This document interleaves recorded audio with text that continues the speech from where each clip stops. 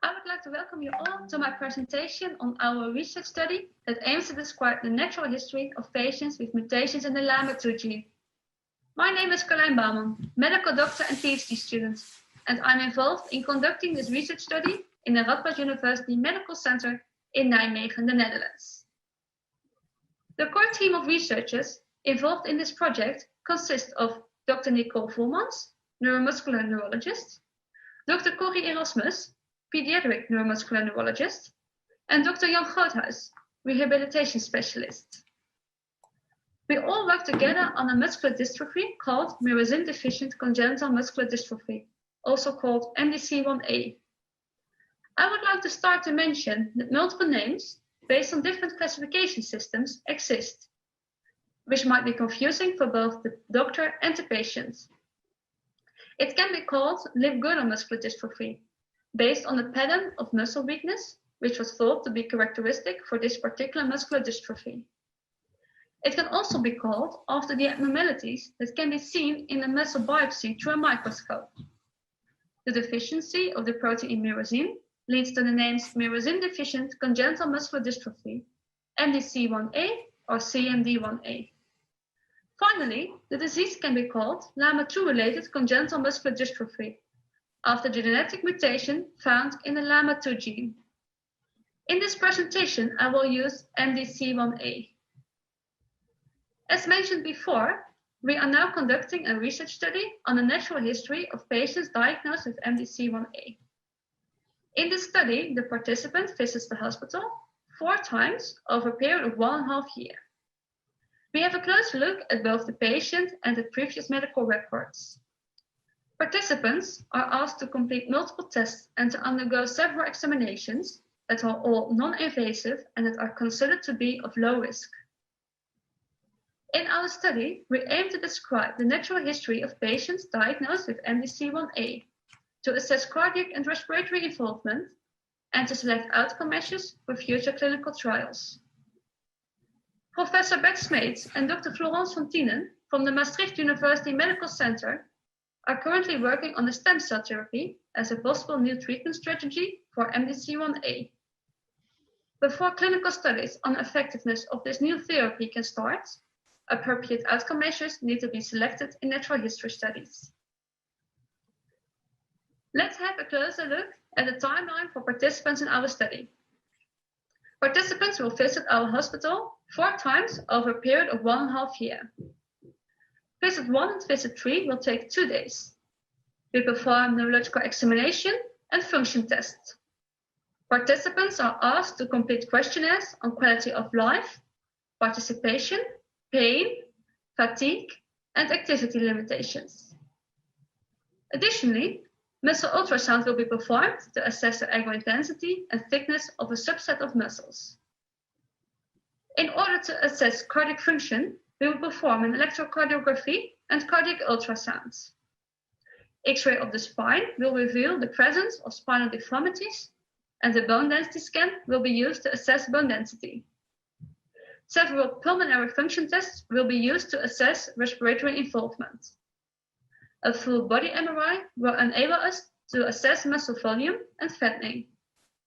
We will ask participants to wear an accelerator for 8 days at home, so that we can assess the activity levels in daily life.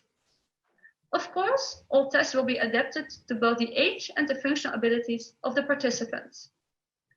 Visit 2 and 4 will take 1 day and will include neurological examination, function tests, questionnaires, muscle ultrasound, pulmonary function tests, and accelerometry. In our study, patients of all ages are included.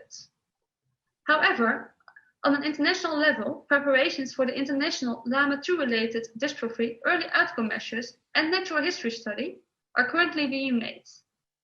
This natural history study, which will be coordinated and led by Reverend Foley and Karsten Bonneman, aims to better define the early natural history and refine clinical outcome measures, and will only be conducted in patients below the age of 5 years. The final aim is to arrive at a harmonized set of data points that are collected across all centers. The pilot phase of the study will be held in 10 sites. Our center has the intention to contribute to the study as well. I would like to give you an idea of how our center and study looks like. Our hospital is located in Nijmegen, in the eastern part of the Netherlands. Most of the research will be performed on the Department of Pediatric Medicine or on the Department of Neurology, depending on the age of the participants. Participants are able to sleep in the Radboud Hotel if they have to travel from far. Sarah has recently participated in our study. With permission of Sarah and her parents, I would like to share some pictures and videos of her first visit to our hospital. Sarah was very motivated and did an excellent job. On the first picture, Sarah is performing a spirometry, which is a pulmonary function test. In the second picture, Sarah shows me that she's able to rise from the ground to a standing position. She's even capable to raise one hand in the air. This test is part of the function tests. On the third picture, a cardiac ultrasound is being performed by Dr. Floris Uding ten Kate. And last but not least, Sarah is having a delicious meal with her parents in the Radboud Hotel.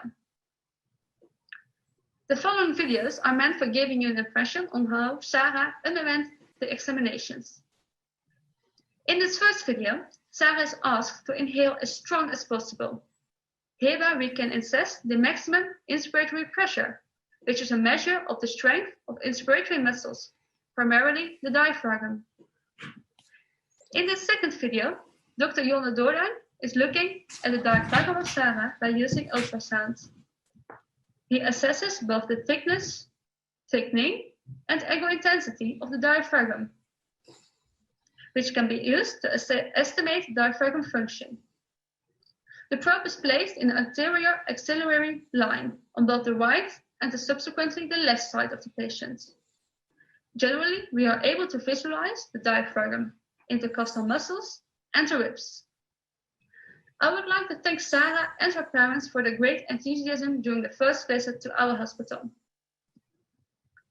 Around 20 patients from the Netherlands and Belgium are willing to participate. However, we have not been able to reach all patients. So if you are interested in participating in our study, if you are Dutch speaking and want to receive some information, please contact me through my email address. In conclusion, our study aims to describe the natural history of patients diagnosed with MDC1A. We would like to thank all participants and future participants, and of course the two foundations, For Sarah and Spieren voor Spieren, that make this research study possible. Thank you for the opportunity to present our research study. If you have any questions, do not hesitate to contact me. I would like to thank you for your attention. Thank you, Karlijn, for your presentation, or your video, I can say in this case. Are there any questions for Karlijn? I see a question from Tristan Morse. Karlijn, the Lama2 Lloyd and I are very excited to see your presentation and hear about your study. Can you help letting Karlijn Bouman in? I see no direct questions to you, Karlijn.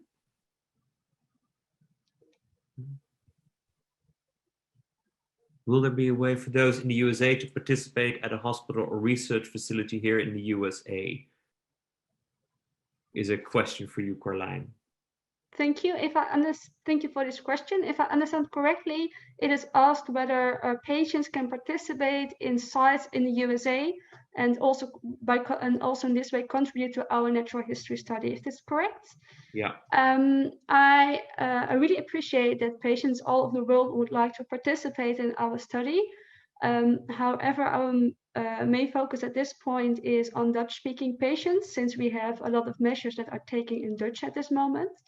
I know that there is the international study on natural history study that is now being actually prepared in multiple sites, also in the USA. So I would advise to keep up to date on the natural history studies that will soon be performed in the USA.